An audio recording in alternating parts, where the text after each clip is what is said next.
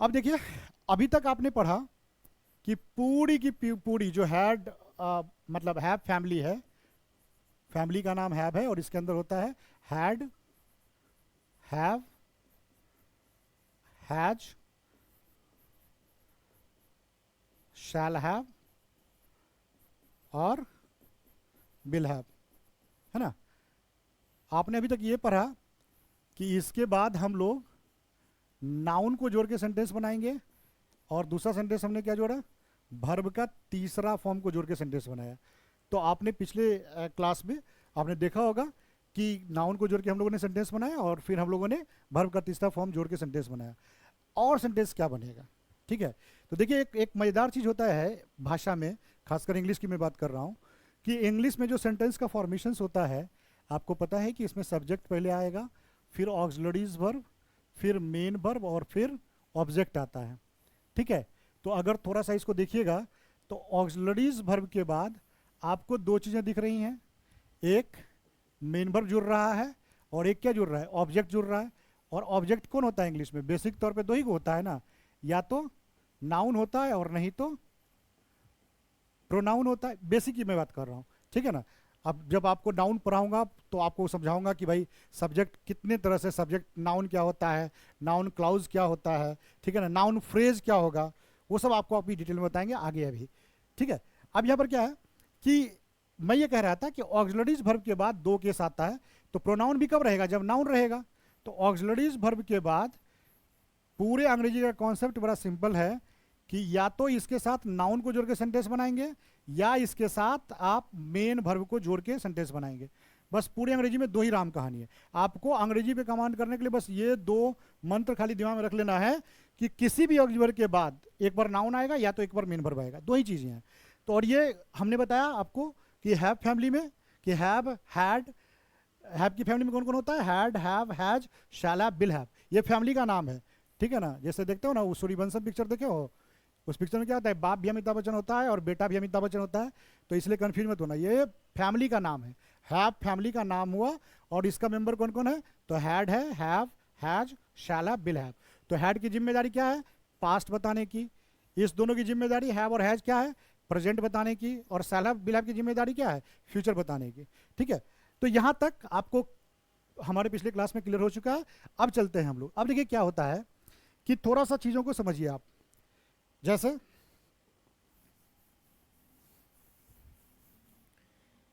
हिंदी में अगर आप देखिएगा कि हिंदी में जितना भी मेन वर्ब है, तो हिंदी में मेन वर्ब को कुछ किताब में आपको एक्शन वर्ब भी बोलते हैं, क्योंकि ये एक्शन को बताता है। एक्शन मतलब क्या, हम और आप जो भी काम करते हैं, ठीक है ना, काम, काम मतलब क्या, कुछ भी, मतलब डे टू डे लाइफ में जो आप काम करते हैं। तो जैसे क्या हो गया, जैसे देखो, पढ़ना, है ना, लिखना, खेलना,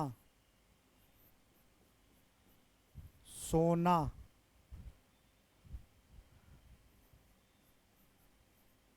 दौड़ना।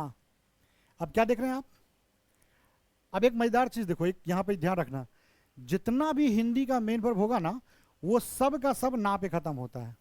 देखिएगा सब में, लिखना, पढ़ना, खेलना, सोना, ना, ठीक है ना। अब ये ना क्यों लगा रहता है, तो क्या है कि जब कोई काम, अगर सिर्फ काम का नाम ले रहे हो, क्या कर रहे हैं हम, काम का नाम ले रहे हैं, काम नहीं कर रहे हैं, काम का नाम ले रहे हैं।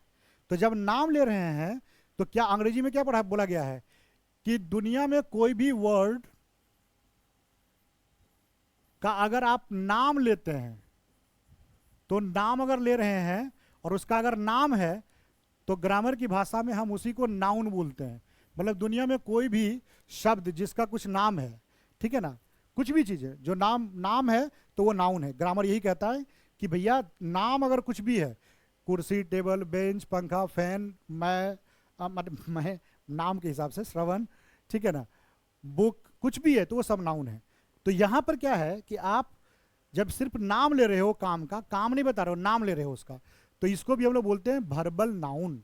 तो यहाँ पे क्या हुआ, हम सिर्फ अगर नाम ले रहे हैं पढ़ना, तो ग्रामर की भाषा में हम इसको बोलते हैं वर्बल नाउन। ठीक है, अब ये वर्बल नाउन क्या हुआ? वर्बल नाउन को जब भी बताया जाता है तो दो तरह से इसको बताया जाता है। एक इसकी अंग्रेजी होती है 2+V1। तो याद रखिएगा कि अगर वर्ब का पहला फॉर्म लिखा हुआ, अगर इट लिखा हुआ है तब ये वर्ब है, तब ये क्या है? वर्ब है।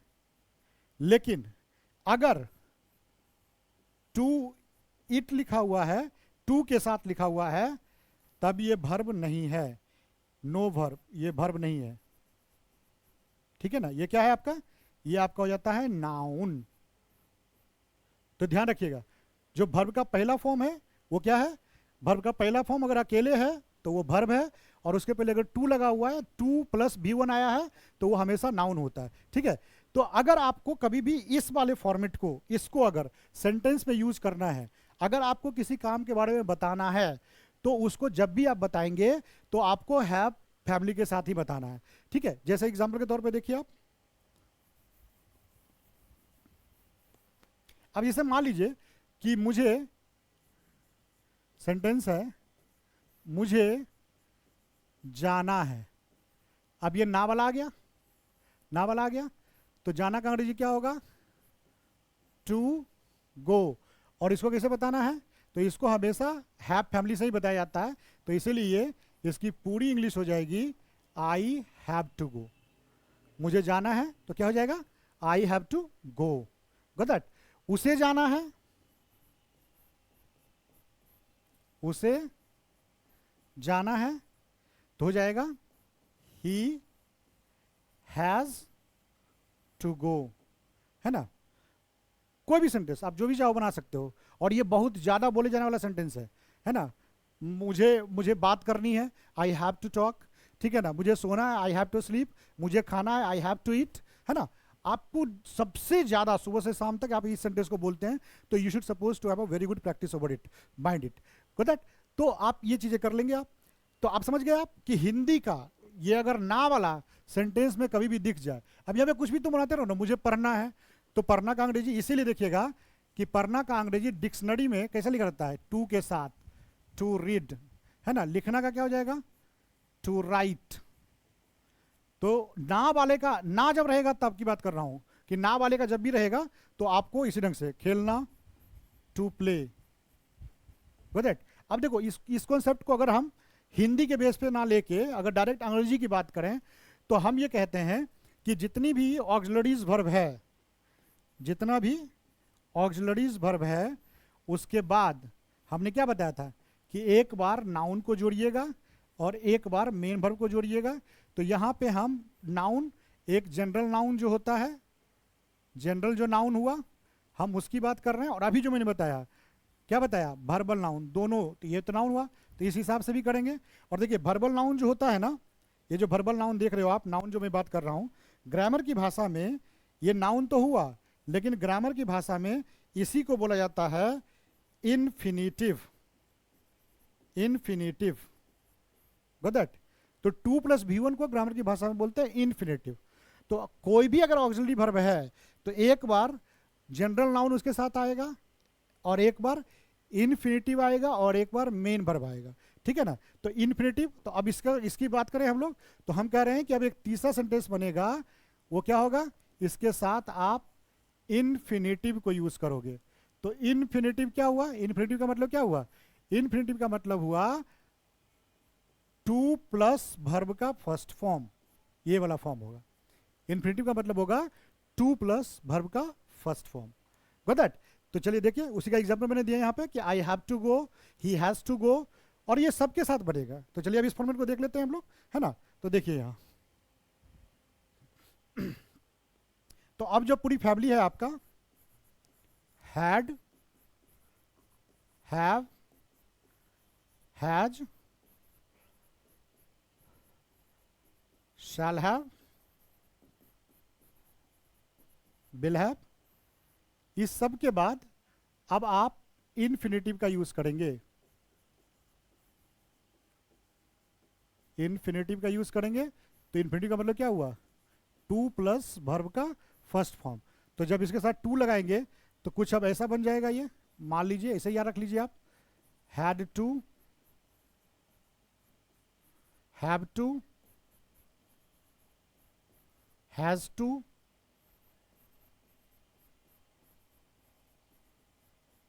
शैल हैव टू, और ये आपका हो जाएगा विल हैव टू, और टू लग गया तो इसके बाद जब भी आएगा तो वर्ब का फर्स्ट फॉर्म आएगा। ऐसे भी दिमाग बैठा लेना आप कि टू के बाद 99% वर्ब का पहला फॉर्म आएगा। मैं कह रहा हूं 99%, ठीक है ना, वर्ब का पहला फॉर्म आएगा। तो अब इसको कहाँ यूज करना है यही पता चल गया आपको, कि अगर हम लोग कभी भी हिंदी वाला ना वाला, हिंदी के मेन वर्ब का जो मेन वर्ब है, आपको पता है कि वो सब का सब ना पे खत्म होता है।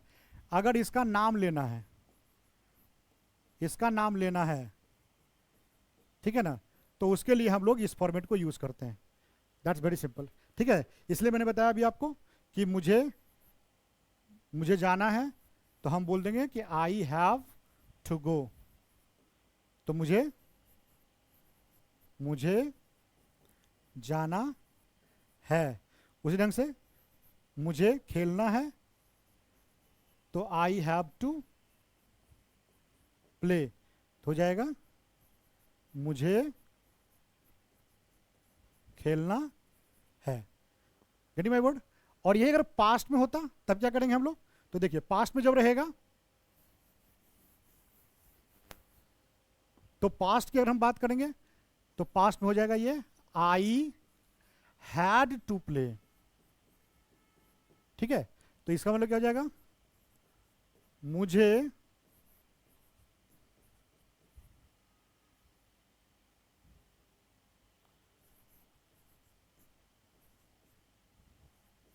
मुझे खेलना था। आई हैड टू प्ले, है ना। और प्रेजेंट में हो जाएगा तो आई हैव टू प्ले हो जाएगा। और यही अगर मुझे खेलना है, और यही अगर फ्यूचर में जाएगा तो हो जाएगा I shall have to play. तो ये हो जाएगा मुझे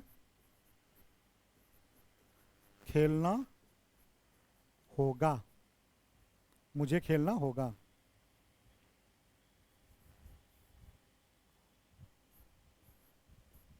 आई हैव टू प्ले, मुझे खेलना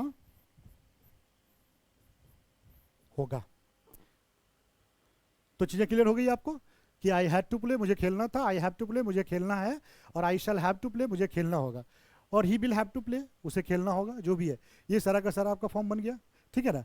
समटाइम्स कभी कभी ऐसा होता है कि जब आप सेंटेंस को आप यूज करते हैं तो यूज के हिसाब से दो फॉर्म में इसको हम लोग यूज करते हैं। एक खासकर बोलने की अगर बात करें, स्पोकन इंग्लिश के हिसाब से बात करें, तो एक हम लोग क्या करते हैं, हम लोग बात करते हैं यहाँ पे कि नॉर्मल सेंटेंस बोलते हैं। जैसे ये कहता है कि नॉर्मल सेंटेंस था कि मुझे खेलना है, मुझे खेलना था, या मुझे खेलना होगा। समटाइम्स आप हिंदी में देखिएगा कि लोग इस पर जोर दे के बोलते हैं, ठीक है ना। जैसे मुझे ही खेलना है, या मुझे ही खेलना था, या मुझे ही खेलना होगा। तो उस तब क्या करेंगे हम लोग, तो जरा देखिए आप, अब हिंदी में थोड़ा सा एक स्लाइड सा चेंज हुआ है।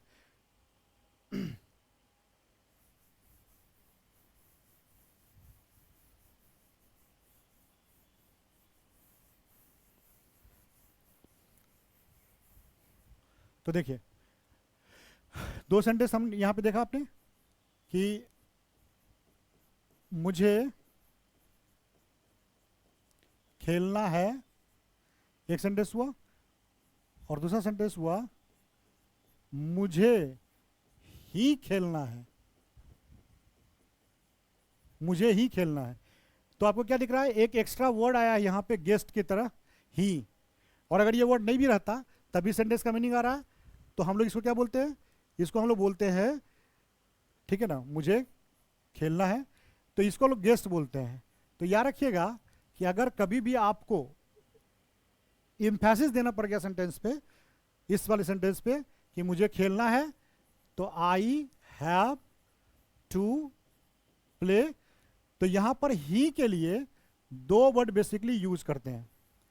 एक हम लोग यूज करते हैं डू, और एक दूसरा फॉर्म यूज करते हैं हम लोग गॉट। हमने पिछले क्लास में ही बताया था, जैसे मेरे पास कार है, तो आपको इसकी अंग्रेजी पता है, आई हैव आ कार। और अगर रहेगा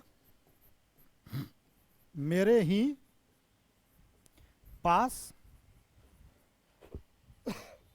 सॉरी कार है, तो आई डू हैव अ कार, है ना, पिछले क्लास में बताए थे आपको। तो ही के लिए हम लोग इसी को यूज करते हैं, तो डू को कहाँ यूज करेंगे। अब अगर बोलना है कि मुझे ही खेलना है, तो उस केस में क्या करेंगे, ये तो मैंने पिछले क्लास का एग्जांपल दिया कि जो मैंने आपको बताया है ना।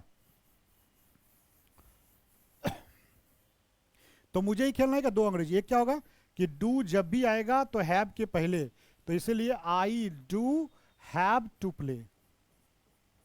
इंग्लिश में क्या बोलेंगे उसको, I do have to play. और गॉट को कब यूज करेंगे, तो गॉट को यूज करेंगे हैव के बाद, I have got to play, है ना। और अमेरिकन इंग्लिश में क्या होता है कि अमेरिकन इंग्लिश क्या करेगा ना कि ये इसके जगह पे हैव गॉट टू के जगह पे वो गोटा एक वर्ड यूज करता है, गोटा, ठीक है ना। मूवी वगैरह देखोगे ना तो आपको ये वर्ड मिल जाएगा, ठीक है। ब्रिटिश इंग्लिश में नहीं है ये, अमेरिकन इंग्लिश की बात कर रहा हूं। अमेरिकन इंग्लिश में ये हो जाएगा आपका गोटा। तो ये क्या हो जाता है, आई गोटा प्ले। और इनफॉर्मल इंग्लिश में तो ये भी इतना भी नहीं बोलेगा, वो सीधे सीधे खाली इतने से काम चला लेगा, गोटा प्ले, बस, गोटा गो, गोटा ईट, गॉट दैट। तो इसका मतलब होता है कि मतलब सॉरी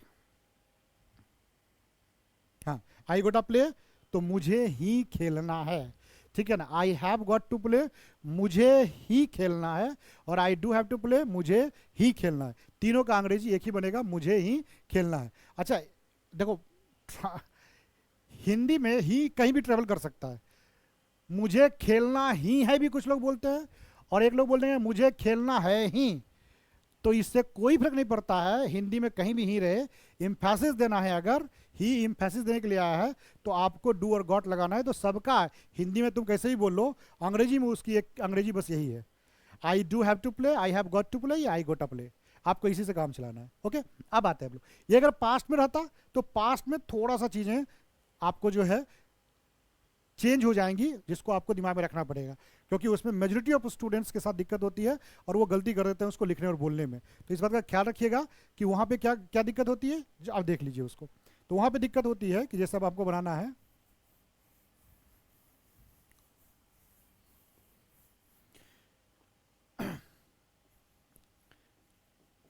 मुझे खेलना था, तो आपने बनाया इसकी अंग्रेजी आई हैड टू प्ले। और अगर रहेगा मुझे ही खेलना था, तो यहां पे ही के लिए हमने क्या बताया, दो चीजों को जोड़ेंगे आप, एक डू को जोड़ेंगे और नहीं तो एक गॉट को जोड़ेंगे। तो जब डू को जोड़ेंगे तो नियम है कि डू के बाद हमेशा वर्ब का पहला फॉर्म आना चाहिए, ये नियम है। डू डज डिड, याद रखिएगा, डू डज डिड, इस बात का ख्याल एकदम दिमाग बैठा लीजिए कि इसके बाद जब भी आएगा तो परमानेंट है कि वर्ब का पहला फॉर्म आएगा। अब यहां पे मुसीबत क्या होती है जो समझो आप, मुसीबत ये होती है, मैं इसको मिटा रहा हूं,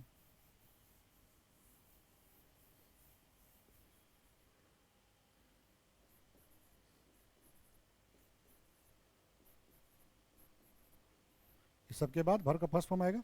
तो देखिए हैव फैमिली को जब हम आप हमारा पहला जो वीडियो है हैव फैमिली पे जो मैंने बना के अपलोड किया है, उस वीडियो को देखेंगे तो आपको समझ में आ जाएगा कि हैव को चूंकि प्रिंसिपल ऑक्सिलरी वर्ब बोलते हैं।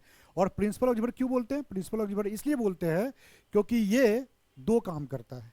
एक तो सेंटेंस को पहचान भी देता है कि सेंटेंस पास्ट में कि प्रेजेंट में कि फ्यूचर में है, और साथ ही साथ ये एक काम को भी बताता है, मतलब एज ए मेन वर्ब भी काम करता है।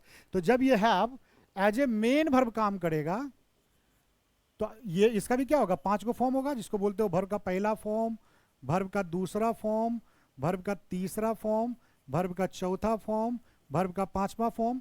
तो हैव ये वर्ब का पहला फॉर्म हो गया, हैड वर्ब का दूसरा फॉर्म हो गया, हैड वर्ब का तीसरा फॉर्म हो गया, हैविंग चौथा फॉर्म होता है, और हैज वर्ब का पांचवा फॉर्म होता है। अब देखो हैड क्या होता है कि ये वर्ब का दूसरा और तीसरा फॉर्म है। तो जब अब मुझे इसकी अंग्रेजी बनानी है, मुझे ही खेलना था, तो देखिए यहां पे आई हैड टू प्ले, और हम अब चाहते हैं इसको क्या बोले थे कि डू और गॉट से बनेगा, ही की अंग्रेजी दो ही होगी, डू को जोड़ के बनाना पड़ेगा आपको। तो डू तो हमेशा क्या होता है, प्रेजेंट में काम करता है, ये प्रेजेंट में काम करता है। तो पास्ट में काम करने के लिए क्या होता है, पास्ट में काम करने के लिए डिड होता है ना। और इसके सबके बाद डिड के बाद जब भी आएगा तो वर्ब का पहला फॉर्म आएगा, जबकि हैड बाय बर्थ क्या है ये दूसरा और तीसरा फॉर्म होता है, तो इसलिए ये चेंज हो जाएगा। तो जैसे ही आप आई के बाद डिड लगाए तो ये हैड चेंज होके क्या हो जाएगा, वर्ब के पहले फॉर्म में आ जाएगा। जो यहाँ पर हैड है ये वर्ब के फर्स्ट फॉर्म में जाएगा, और हैड का पहला फॉर्म क्या होता है, वो होता है हैव। इसीलिए यहाँ पर हैड का यूज ना करके हैव का यूज करना पड़ेगा आपको। तो यहाँ पे बोलना पड़ेगा आपको I did have to go, है ना। तो अगर बोलना है कि मुझे ही खेलना था, का अंग्रेजी क्या हो जाएगा, I did have to play. I did had नहीं होगा, कभी हो ही नहीं सकता है। डिड के बाद जब भी आता है तो वर्ब का पहला फॉर्म आता है, इसलिए हैड हैव में चेंज कर जाएगा। तो I did have to go बोलेंगे, I did have to eat, I did have to sleep. जितना तरह का सेंटेंस आप बनाना चाहो आप बनाते रहिए बिंदास, पूरा का पूरा, ठीक है ना, इस पर का ख्याल रखना। लेकिन गॉट क्या है, गॉट वर्ब का दूसरा और तीसरा फॉर्म होता है गेट का, ठीक है।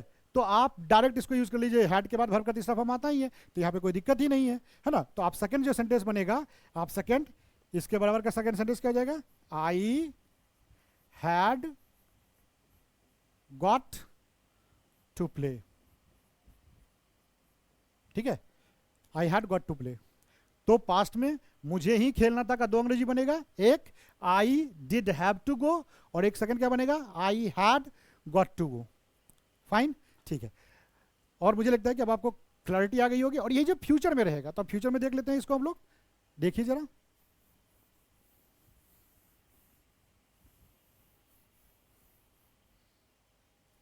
तो अगर हम फ्यूचर की बात करते हैं, तो फ्यूचर की बात करेंगे हम लोग, तो फ्यूचर में क्या हो जाएगा, जैसे एग्जांपल है, मुझे ही, सॉरी अभी सिंपल वाला पहले देखते हैं। फ्यूचर में जैसे मुझे, अरे यार, मुझे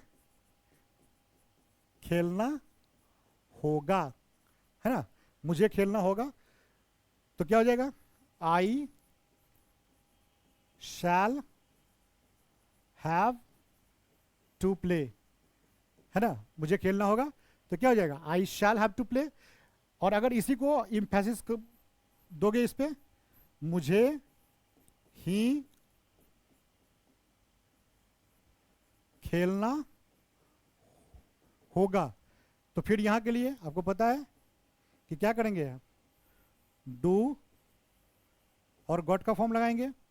तो डू फ्यूचर में इसका कोई फॉर्म नहीं होता है, इसीलिए यहां पर डू का यूज नहीं करेंगे, सिर्फ और सिर्फ एक ही सेंटेंस बनाएंगे, गॉट लगा के बनाएंगे। तो यहां पर मुझे ही खेलना होगा अंग्रेजी सिर्फ हो जाएगा क्या, ये हो जाएगा I shall have got to play, I shall have got to play. I hope कि आपको क्लियर हो गया होगा चीजें, है ना। तो प्रेजेंट पास्ट फ्यूचर तीनों क्लियर हो गया आपको, है ना। इस वाले फॉर्म को कि अगर हम लोग इसके साथ वर्ब का फर्स्ट फॉर्म लगाएंगे तो क्या क्या चीजें बनेंगी, गो दैट। अब आप इससे जितना तरह सेंटेंस बनाना चाहें आप बनाते रहें। ऐसे हम आपको आगे की क्लास में, अभी आपको हम बता रहे हैं कि आपको हम एक फ्लुएंसी चार्ट भी बना के देंगे, ताकि ये पूरा का पूरा हैव फैमिली एक पेज में आपका खत्म हो जाएगा और वो प्रैक्टिस स्टार्ट होगा। आप जितना ज़्यादा प्रैक्टिस करेंगे उस पर, आप उतना ही अच्छा इंग्लिश बोल पाएंगे, समझ पाएंगे, लिख पाएंगे, ठीक है ना। हमारा कोर इंटेंशन यही है कि इस भाषा को आप रट कर नहीं, समझ कर प्रैक्टिकल फॉर्म में सीखिए। और आपको पूरे क्लास में आपको हम कोई भी अनवांटेड नियम कानून आपको नहीं सिखाने जा रहे हैं।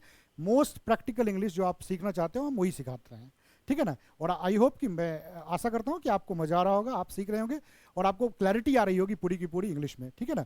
तो आप बस हमारे चैनल पे बने रहें, आपको हम अंग्रेजी के A to Z कंटेंट आपको बना के देंगे। और बाकी वो तमाम जो नक्काशी किया हुआ जो वीडियो आपको दिखता है, ठीक है ना, आप देखिए, वो आपकी मर्जी है। बट आपको जो प्योर कंटेंट, जो शुद्ध अंग्रेजी होती है ना, जो प्योर इंग्लिश होती है, वो आपको तो हमारे चैनल पे ही मिलेगा। हम कोई इधर उधर की बातें आपको नहीं करने जा रहे हैं, हम आपको सिर्फ और सिर्फ प्योर इंग्लिश सिखाएंगे आपको। इसीलिए आपको हम कोई शेरो शायरी नहीं सुनाने जा रहे हैं। और देखते हो ना, बहुत तरह का लोग मतलब एक से एक जोकर आपको मिल ही जाते हैं, तो हमारा वो काम नहीं है। हमारा काम है बीइंग अ टीचर, आपको नॉलेज देना, और हम उसी को दे के, हमारे पास इतने नॉलेज हैं कि हमको वही काफ़ी हमारे लिए है। और अगर आप हमारे कंटेंट को एंजॉय नहीं कर रहे हैं तो फिर मैं कुछ भी कर लूँगा, मैं तो क्या फ़ायदा है, कोई फ़ायदा तो है नहीं। इसीलिए चलिए आप देखते हैं। तो अब मैं कह रहा हूँ कि आपको यहाँ तक क्लियर हो गया कि है ये पूरी की पूरी family, had to, have to, has to, shall have to, will have to के बाद वर्ब का पहला फॉर्म आएंगे, और ये पूरी प्रक्रिया को हम लोगों ने पढ़ा इन डिटेल में। अब यहाँ पर एक मुसीबत आ गई।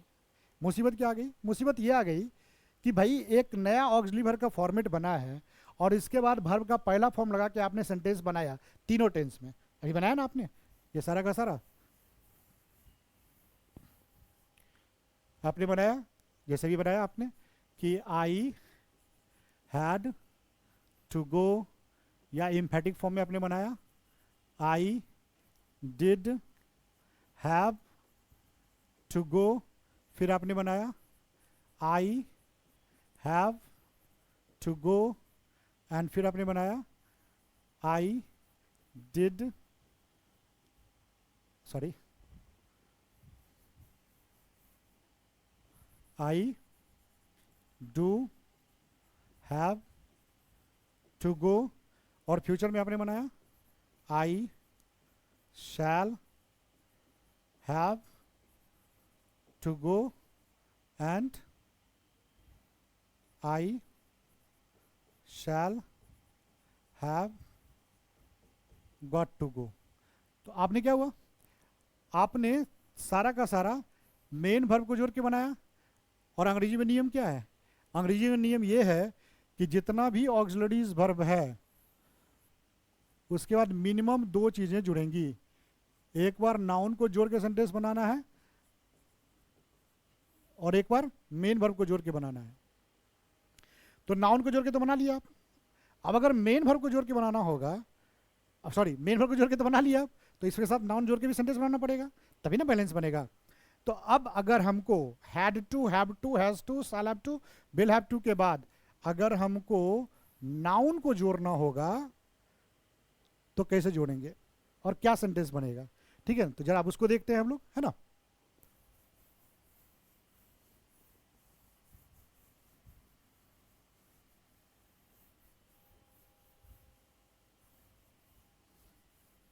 तो देखिए, अब एक बड़ी मुसीबत है। मुसीबत क्या मतलब, मुसीबत ये है कि अब हमको नाउन को जोड़ना है, तो नाउन को जोड़ने के लिए क्या करना पड़ेगा? तो देखिए, इस बात का ख्याल रखिएगा कि नाउन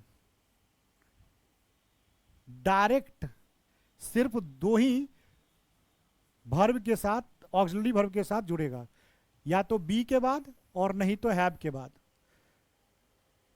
किसी और के साथ डायरेक्ट वो नहीं जुड़ सकता है। लेकिन अब नियम क्या कर रहा है? नियम कर रहा है कि कोई भी अगर ऑक्सिलरी वर्ब है तो उसके बाद नाउन और मेन वर्ब को आपको जोड़ के सेंटेंस बनाना पड़ेगा। अब यहां पर डायरेक्ट नाउन तो नहीं जुड़ सकता है। क्यों? क्योंकि हैड के बाद टू आया हुआ है, हैव टू है, हैज टू है। तो क्या करेंगे आप लोग? कभी कभी देखते हो ना, बड़ा सिंपल सा रूल हम लोग अपनाते हैं कि कोई नट होता है, उसमें अगर बॉल्टू अगर नहीं कसाता है तो बीच में हम क्या करते हैं, एक वाशर लगाते हैं, ना। देखो, मैं गांव घर का एक हूँ तो इसलिए एग्जांपल मैं गांव घर का दे रहा हूँ आपको, कि अगर आपको किसी भी कोई नट है उस पर वॉल्टू कसना होता है, तो उसमें हम लोग क्या करते हैं, नहीं कसा था तो बीच में एक बासर लगा देते हैं। तो अगर किसी भी ऑक्सिलरी वर्ब के बाद डायरेक्ट नाउन नहीं आ रहा है, ये दिमाग में एकदम बैठा लीजिएगा, अगर किसी भी ऑक्सिलरी वर्ब के बाद डायरेक्ट नाउन नहीं आ रहा है, ठीक है, तो क्या करना है, उस ऑक्सिलरीज वर्ब के बाद बासर लगा दीजिए पहले बी और हैव का, और तब उसके बाद नाउन को जोड़िए तो बन जाएगा। तो क्या करेंगे, पहला काम क्या करेंगे हम लोग, ऑक्सिलरी वर्ब के बाद बी को जोड़ के तब नाउन को जोड़ेंगे। तो यहां पे भी क्या करेंगे, इसके बाद डायरेक्ट नाउन नहीं आ रहा है तो पहले बी को जोड़ देते हैं और उसके बाद तब नाउन को जोड़ेंगे तो सेंटेंस हमारा बन जाएगा। नहीं तो ऐसे सेंटेंस का कोई मतलब नहीं होगा। जैसे एग्जाम्पल देखिए, अगर हम लिखते हैं कि आई हैड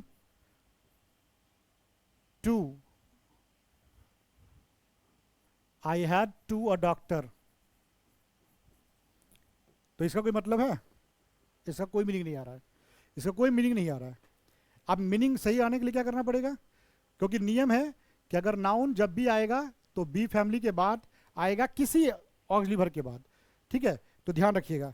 तो अभी देखिए यहाँ पे, तो सेंटेंस अब हमारा एक नया फॉर्म बन गया। नया फॉर्म क्या बना, जैसे ही बी लगाइएगा तो एक नया फॉर्म बना ना, हो गया ये had to be, have to be, has to be, shall have to be, will have to be, और बी के बाद अब यहां पर क्या करना है आपको, अब नाउन भी आएगा, बी फैमिली के बाद एडजेक्टिव भी आएगा, मेन वर्ब का चौथा फॉर्म भी आएगा और मेन वर्ब का तीसरा फॉर्म भी आएगा। अब इससे मिनिमम 4 सेंटेंस बनेगा, क्योंकि बी फैमिली के बाद आपको, बी फैमिली पे हम लोगों ने क्लास बना के दिया है, पहला क्लास दिया है, उस पर हम लोग और भी अभी क्लास बना के आपको देंगे। अभी आने वाले दिनों में आपको कई सारे क्लासेस आपको मिलेंगे, पूरा का पूरा फुल। तो यहाँ पे क्या है कि बी के बाद ये चार चीजें जोड़ के हम लोग सेंटेंस बनाते हैं, नाउन जोड़ के, एडजेक्टिव जोड़ के, MB4 जोड़ के और MB3 जोड़ के। अब जब इसके साथ आप नाउन को जोड़ोगे तो यहाँ पे जब नाउन को आप जोड़ेंगे तो क्या बनेगा, सेंटेंस का मतलब क्या निकलेगा, ठीक है ना। तो एक एक करके देखते हैं। तो देखिए पहला पॉइंट, एक महामंत्र यहाँ पे अपने दिमाग में आप बना लीजिएगा कि अगर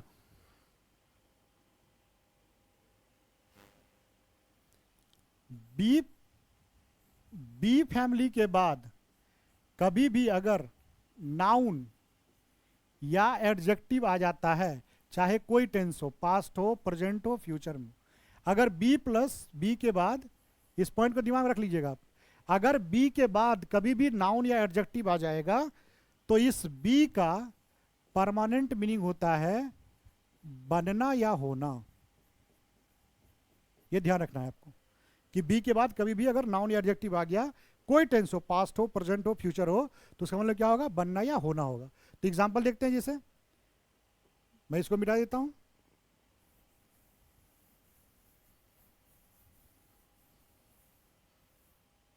तो अब सेंटेंस बना हमारा पहला, I had to be a leader, तो क्या हो जाएगा, मुझे नेता बनना था। और इसी को जब इम्फैटिक बनाएंगे, इम्फेसिस देंगे, तो क्या हो जाएगा, I had got to be a leader, तो क्या हो जाएगा, मुझे ही नेता बनना था। इस सेंटेंस को आप चाहें तो आप याद होगा, I did have got to be a leader. आप ये भी बना सकते हैं, I did have got to be a leader, और यही अगर प्रेजेंट टेंस में रहेगा तब भी देख लीजिए आप,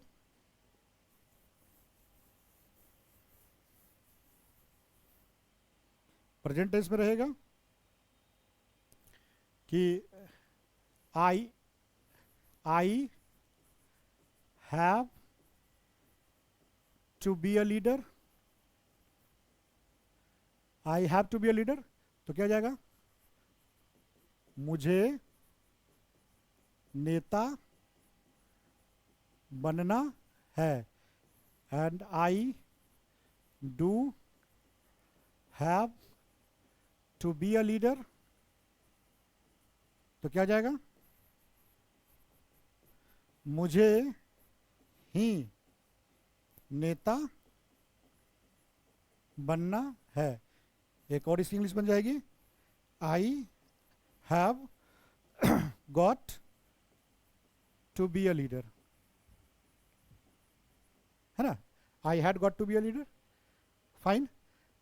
अब उसके बाद फिर क्या है कि अगर फ्यूचर टेंस में रहता तो देख लीजिए फ्यूचर टेंस में, तो फ्यूचर में ये हो जाएगा आपको,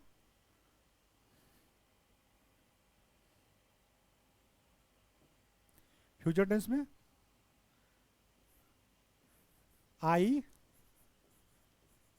शैल हैव गॉट टू बी, नीचे लिखना पड़ेगा यार, ओके, तो I shall have got to be a leader, है ना, तो क्या हो जाएगा, मुझे ही नेता बनना होगा। और अगर सिंपल सेंटेंस लिखोगे तो I shall have to be a leader, तो हो जाएगा, मुझे नेता बनना होगा। आई होप कि आपकी चीजें क्लियर हो गई होगी आपको, है ना। तो ये पहला पॉइंट। अब दूसरा पॉइंट याद रखिएगा कि अगर कभी भी सेकेंड पॉइंट, बी फैमिली के बाद अगर MB4 आ गया, ठीक है, तो यहां पर इस बी का मतलब होता है रहना। अब देखो ध्यान रखना, रहना का मतलब टू गो मत समझना, ठीक है ना, टू गो नहीं, ये रहना सिर्फ और सिर्फ मोशन को बताने के लिए, मोशन को रिप्रेजेंट करता है या मूवमेंट। तो जो भी सेंटेंस देखो B+MB4 का जब भी सेंटेंस यूज करते हैं वैसे सेंटेंस में जिसमें कुछ ना कुछ मोशन होगा, ठीक है ना, जैसे मैं बात कर रहा हूं तो मोशन में हूं ना, तो ऐसे सेंटेंस जहां भी मोशन की बात होगी ना वहां पे B4 आता है। ये परमानेंट है, B+B4 का कॉम्बिनेशन वही है कि कहीं पर भी जहां पे मोशन होगा, मूवमेंट होगा, ठीक है ना, उसको जब भी बताना है तो वहां पे B+B4 आएगा। तो यहां पे क्या होगा, जैसे एग्जाम्पल के तौर पर देखिए आप,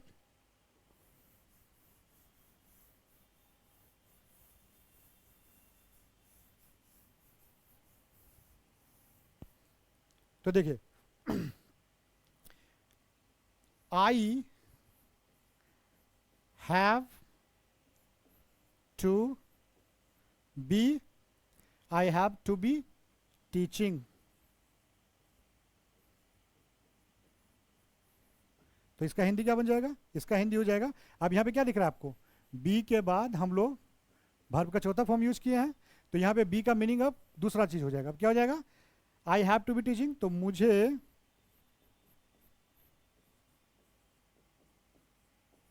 पढ़ाते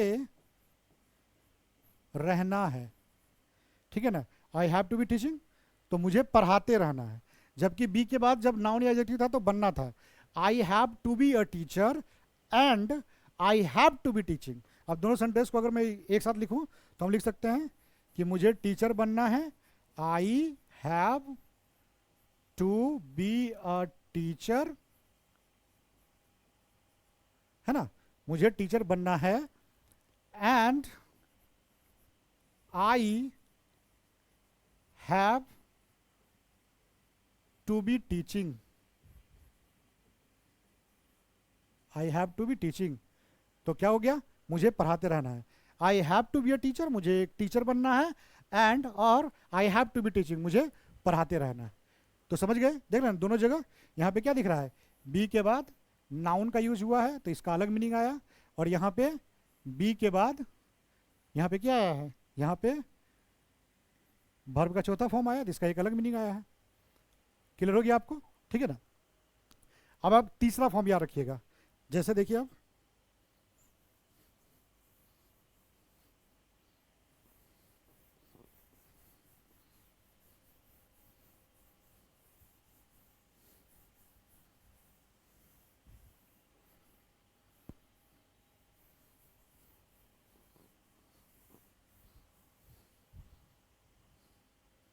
तो देखिए हम ये इस फॉर्मेट को पढ़ रहे हैं, have to be, has to be, shall have to B,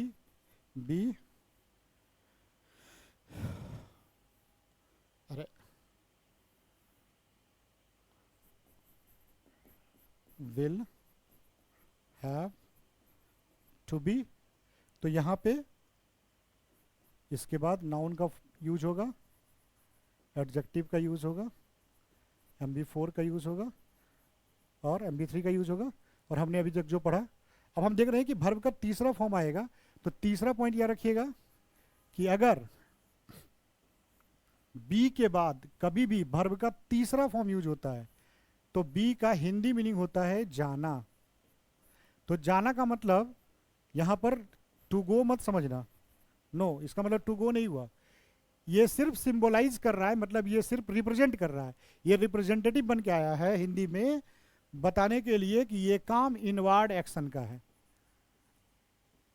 inward action. अब इनवर्ड एक्शन क्या होता है, इनवर्ड एक्शन क्या होता है, आप ना कभी कभी जब अंग्रेजी वगैरह पढ़ोगे तो आपको कभी कभी ऐसा सेंटेंस दिखेगा, आई एम हेल्प्ड। तो यहां पे क्या होता है, इसका मतलब क्या हुआ, इसका मतलब जब हिंदी देखोगे तो होता है कि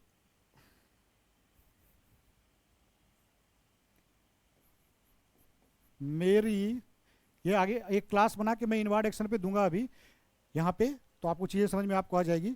मेरी मदद की जाती है, ठीक है ना। तो यहाँ पे क्या हुआ कि यहाँ पे सब्जेक्ट के ऊपर ही काम हो रहा है, सेंटेंस से पता लग रहा है ना, किसके ऊपर काम हो रहा है, सब्जेक्ट के ऊपर काम कर रहा हो रहा है। सब्जेक्ट कोई काम नहीं कर रहा है, ये काम एक्शन को रिसीव कर रहा है। जैसे आई एम हेल्पिंग, मैं मदद कर रहा हूँ, तो मैं किसी और को मदद कर रहा हूँ, तो एक्शन क्या होगा हमारा, आउटवर्ड होगा। तो जितना भी सेंटेंस इंग्लिश में होता है वो सब आउटवर्ड नेचर का होता है, लेकिन अगर आप एक्शन रिसीव कर रहे हो तो वहाँ पे इनवर्ड हो गया।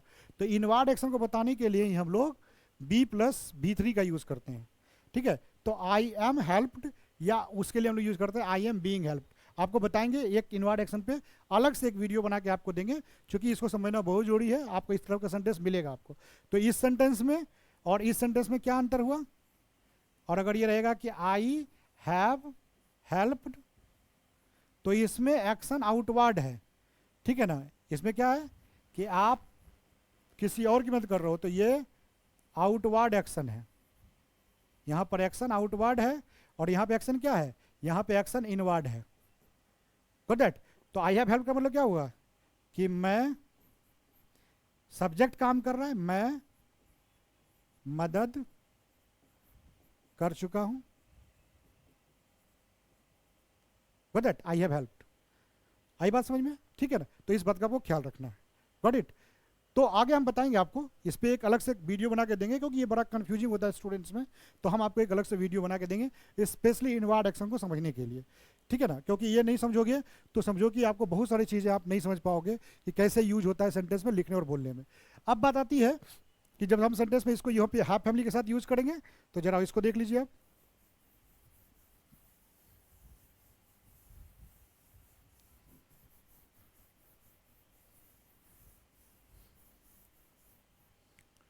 तो यहाँ पे क्या हो जाएगा, जैसे I had to be helped, तो इसका क्या मतलब हुआ, मेरी मदद की जानी थी। I had to be helped, मेरी मदद की जानी थी, ये इनवर्ड एक्शन हुआ। ये क्या कर रहा है, सब्जेक्ट एक्शन को रिसीव कर रहा है। मेरी मदद की जाने वाली थी, मेरी की जाने वाली थी, कोई मेरी मदद करता तो हम एक्शन को रिसीव कर रहे हैं, ठीक है ना। दूसरा, I have to be helped, तो ये क्या हो जाएगा, मेरी मदद की जानी है। I have to be helped, और फ्यूचर में क्या हो जाएगा, I shall have to be helped, तो ये हो जाएगा मेरी मदद की जानी होगी, ठीक है ना। I shall have to be helped, तो मेरी मदद की जानी होगी। आप चाहे तो इसको भी क्या कर सकते हैं, एम्फैटिक फॉर्म बना सकते हैं। कैसे, आपको पता ही है, डू या गॉट लगा के बना सकते हैं। तो जैसे ये सेंटेंस है, तो यहां पे हम लिख सकते हैं कि I do have to be helped, है ना, या I have got to be helped. तो इसका मतलब क्या हो गया, मेरी ही मदद की जानी है ना। दोनों का एक ही अंग्रेजी होगी। और अगर ये हैड का फॉर्म लेंगे तो हैड के फॉर्म में क्या करेंगे, सिर्फ I did have to be helped, और यहां पे I had got to be helped, past में का फॉर्म हो गया। और अगर फ्यूचर का फॉर्म लेंगे तो फ्यूचर के फॉर्म में आपका हो जाएगा I shall have got to be helped. So I hope कि आपको क्लियर हो गया होगा, है ना। तो आज के लिए बस इतना ही। हम लोग फिर मिलेंगे आपको, अभी हैब में बहुत कुछ पढ़ना है, तो अगले क्लास में आपको मिलेंगे। तब तक के लिए thank you very much, bye bye.